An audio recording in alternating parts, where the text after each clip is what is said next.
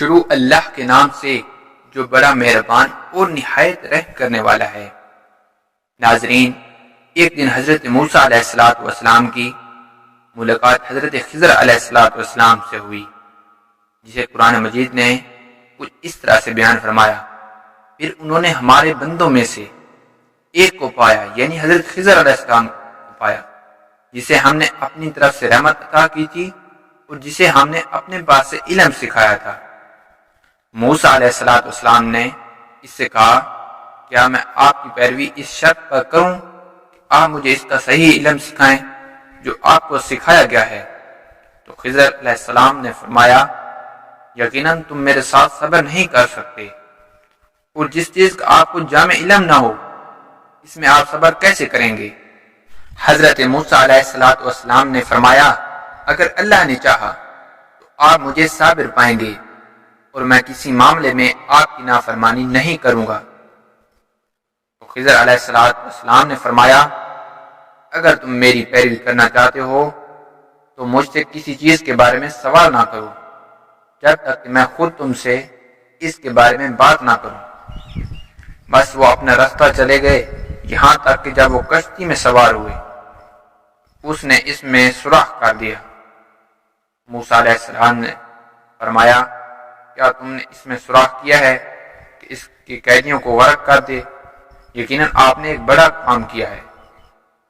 خضر علیہ السلام نے فرمایا: کیا میں نے کہا تھا کہ تم میرے ساتھ صبر نہیں کر سکو گے؟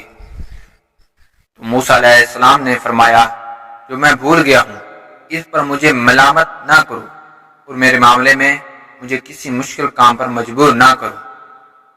چنانچہ حضرت موسیٰ علیہ السلام اور حضرت خضر علیہ السلام آگے بڑھے، یہاں تک کہ جب ایک لڑکے سے ملاقات ہوئی تو اس پر حضرت خضر علیہ السلام نے اسے قتل کر دیا۔ تو حضرت موسیٰ علیہ السلام حیران ہوئے اور فرمایا: کیا تم نے کسی بے گناہ کو قتل کے علاوہ قتل کیا ہے؟ یقیناً تم نے کوئی برا کام کیا ہے۔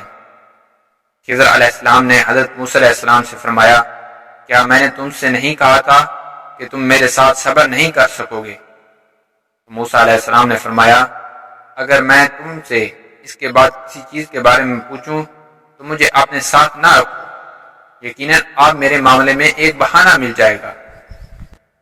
چنانچہ وہ آگے بڑھے، یہاں تک کہ جب وہ ایک بستی کے لوگوں کے پاس پہنچے انہوں نے ان سے کھانا مانگا، لیکن انہوں نے ان کی مہمان نوازی کرنے سے انکار کر دیا۔ پھر انہوں نے اس میں ایک دیوار بنائی جو گرنے کے مقام پر تھی، تو خضر علیہ السلام نے اسے صحیح حالت میں رکھ دیا۔ موسیٰ علیہ السلام نے فرمایا: اگر تم چاہتے تو اس کا بدلہ ضرور لیتے۔